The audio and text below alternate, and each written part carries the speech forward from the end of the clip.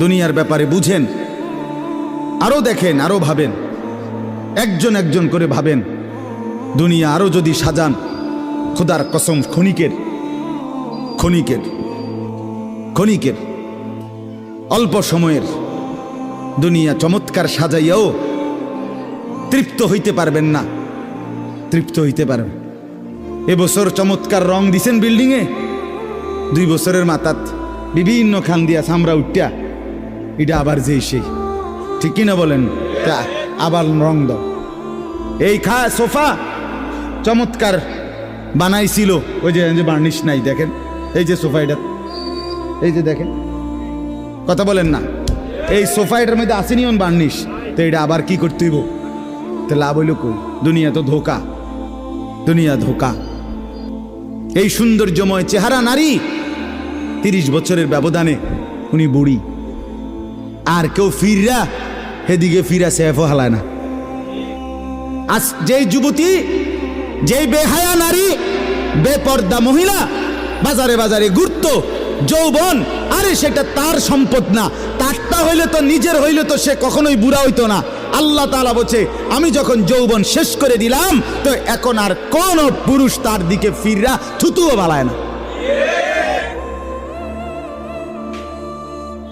দুনিয়া এক অবস্থায় থাকে না, এক হালাতে থাকে না বাপ। এজন্য ছেলেদেরকেও বলি, বাপ জিন্দেগি সুন্দর করো। তোমার এই হাসি থাকবে না, তোমার এই সুস্থ সুন্দর সুঠাম দেহ থাকবে না।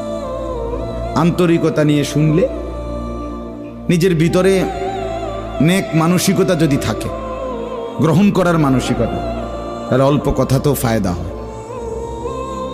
আর গ্রহণ করার মানসিকতা না থাকলেও 50 বছর শুনলেও গুনার অভ্যাস ছুটে না। দেখেন না, 70 বছরের বুড়া মানুষ চা দোকানে টেলিভিশন দেখে, তাহলে এত বড় বুড়ো মানুষ, মুরব্বী, উনি এখনো যদি বিড়ি খায়, সিগারেট খায়, এখনো যদি চা দোকানে টেলিভিশন দেখে, তো ওনার এই মন্দ অভ্যাস, বদ অভ্যাস কত বছর পরে ছুটবে? উনি আরো কয়শো বছর বাঁচলে গিয়া বুঝবে এটা গুনাহ। আর ওনার আর মেয়াদ আছে কি? এই জন্য বললাম, আপনি খবর নিলে দেখবেন 30 বছর মসজিদে আসা যাওয়া করে ঠিকই, কিন্তু যথাযথ আন্তরিকতা, দিলের মধ্যে আখেরাতের কোনো মানসিকতাই নাই,